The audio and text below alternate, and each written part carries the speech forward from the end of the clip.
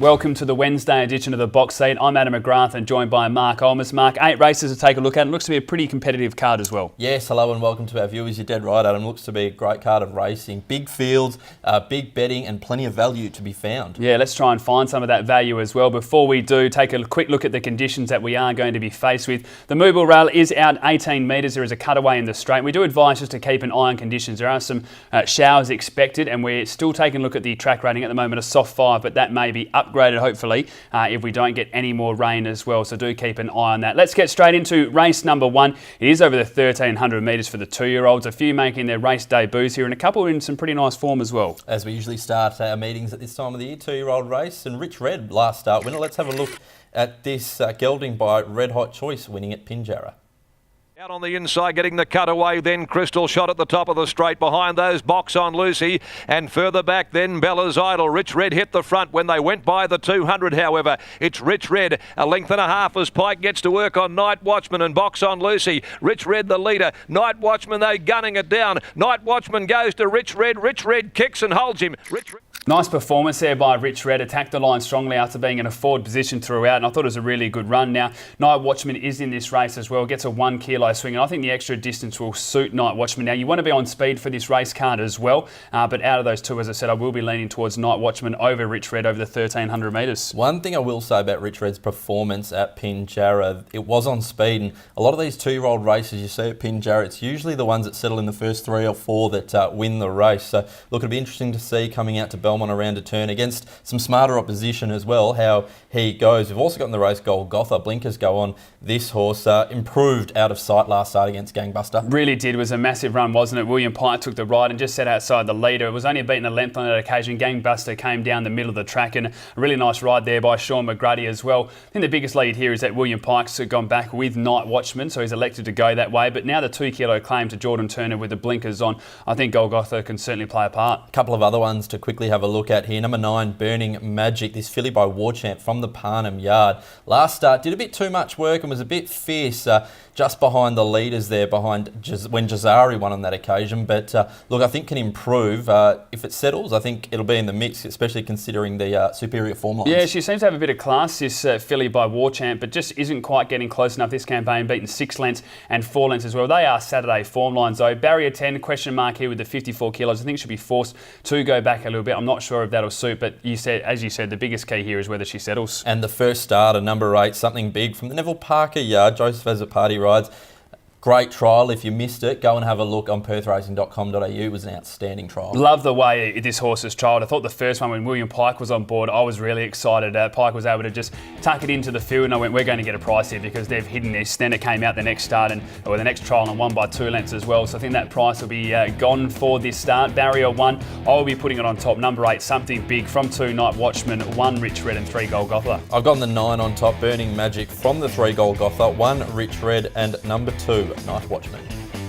Race number 2 at Belmont Park. It's over the 1400 metres. And again, this is a really exciting field. A lot of these we've seen going around on Saturdays. One of them in particular, last start winner. I know it's a race caller's nightmare, this horse's name. But number 2, Indefatigable, winning last start at Belmont. Vital Lass, followed then by Mixed Tippin, starting its run in front of Indefatigable. Staunton headed the remainder with Tommy Toucan getting home along the cutaway. Down inside the 250, he draws the whip on Love Trade, who shot 2 in front now. From Lion Cruiser, Tommy Toucan. Here's Indefatigable down the outside though. Down inside the 100, Love Trade from Indefatigable. Love Trade, Indefatigable though lunging. Indefatigable grabbed it. Indefatigable beat Love Trade. Is a nightmare indeed, isn't it? But managed to get the job done, and we threw it out on that day, which was a nice work by this horse, a gelding by Vital Equine. Speaking to Todd Harvey after the race and Robert as well, they just mentioned that this horse is very green, still learning, taking a lot of time to mature. And Troy Turner said the same as well, but this is a big step up against much tougher company. You can tell that in the way he races as well. He's just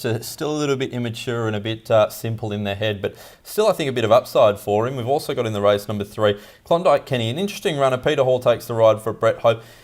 severe drop in class, I think, can definitely play a part here. Yeah, look, the 58 kilos is what my concern was. I put this horse on top a couple of weeks ago on a Saturday, so I've always had a decent opinion of it. You take a look, 11 career starts, placed on 5 occasions as well, only had the 1 win, but this is a horse that has raced against much tougher company. Senso, great shot, and My Great Boy form lines here as well.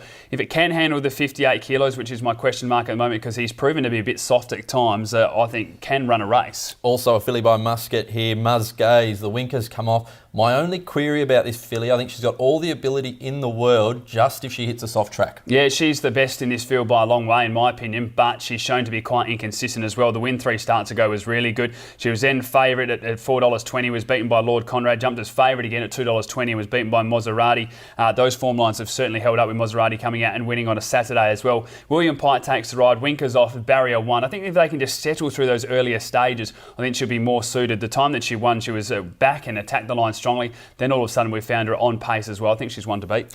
Number 4 as well, Angelic Angel, a really strong chance from the Williams yard. Wears the famous Scenic Blast colours, of course. 2 runs ago was excellent in winning. Pike got it into a lovely spot. And then last start ran well behind Astronomite, and we know how good that galloper is. I really wanted to put her on top. The form lines there, as you just mentioned, they are stronger than anything else in this field. Uptown Funk, a winner, as you mentioned, beating Cuanzo, and then behind Astronomite, which came out and won again on Saturday as well. I think this horse will really relish the 1,400 metres. We saw it have a start over there 4 starts ago, but it's gone much better since then as well. So from barrier 8, 55.5 kilos, I think can track into the race nicely, but I am going to go with the filly number 7, Muzz Gaze, from 4, Angelic Angel, number 8, Hidden Grace, and 5, Frybird. I've got the 4 on top, Adam, Angelic Angel, with those form lines that you mentioned. From the 3, Klondike, Kenny dropping in class, number 7, Muzz Gaze, and number 1, Bergio.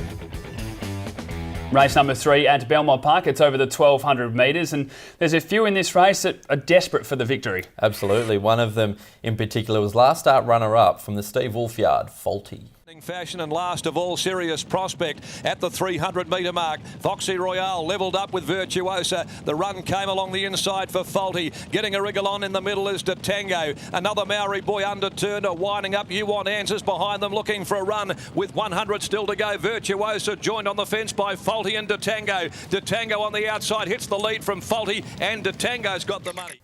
They got a pretty good opinion of this galloper, and I think he showed signs. This gelding by Demerit as well was beaten at length, attacked the line strongly. That was over the 1,000 metres. The step up to 1,200 is ideal. Peter Hall takes a ride with Sean McGrady away. The only question mark here is barrier 13. Absolutely. I actually don't mind the barrier. He may not win this gelding by Demerit, but we'll get back and we will see him hit the line strongly, which I think will be a positive for him going forward. We've also got in the race number 7, King Cole. Now, from the Adam Durant yard is a 3-year-old by Duke of Marmalade, over 1,200 metres here, but I really like the trial, and I think he'll just get better over further, as we know with the breed. Take a look at the form lines, even from first campaign racing against Arcadia Dream. I thought the recent trial was really good. That was on a heavy track on that occasion. I wanted to put this horse on top. My only question mark is the 1,200. You mentioned will want further, and there is no doubt about that. When this horse gets out to the 1,400-1,600 metres, I think he's going to be winning a couple of races in a row as well. So I'm excited to see what he can do first up, but he can win at a big price because I was that impressed with that trial. Number 1, another Maori boy. Clint Johnston Porter takes the claim here.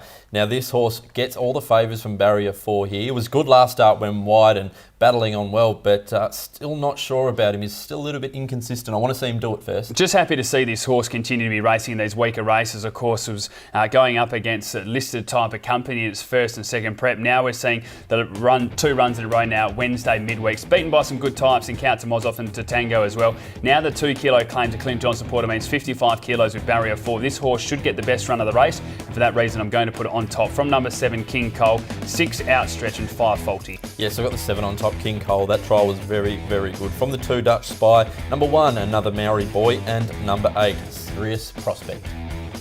Race number 4 at Belmont Park. It's over the 1,000 metres, and looking forward to seeing this race because there's going to be some genuine speed in it, and we've also got a few that'll appreciate that and can run on quite strongly. We'll get straight into the replay though of number 5, Subi Central, from 2 starts ago, running second behind Stubborn Cow. As they spread out across the track, Woven right on the extreme outside. Subi Central's on the inside with Secret Bridge, and here's a run now for Vital Reserve getting through. Good finish with 100 to go. Stubborn Cow on the outside with Subi Central, Vital Reserve, Encomium. Stubborn Cow coming up to Subi Central. Subi Central, Stubborn Cow, photo finish. It was a fair effort there by Subi Central. That was first up, as you mentioned, over the 1,000 metres, had the 3 kilo claim as well. My question mark is these types of fawn lines. They're beaten by Stubborn Cow on that occasion, then beaten 6.5 by War in Paris. I think this horse actually wants further than 1,000 metres. I think it's screaming out for the 12. Patrick Carberry takes a ride now, so just the 56 kilos, but for mine it's vulnerable in this type of field. Yeah, absolutely. I think last start did have excuses, so it might be one of those horses that wouldn't surprise coming out and winning. We've seen it with a number of horses. We saw it with First Impressions from the Peters Yard, came out and won the Oaks after a poor run before that, but it could be one that pops up. Number 2 here, Supposition. The blinkers go off and the winkers go on.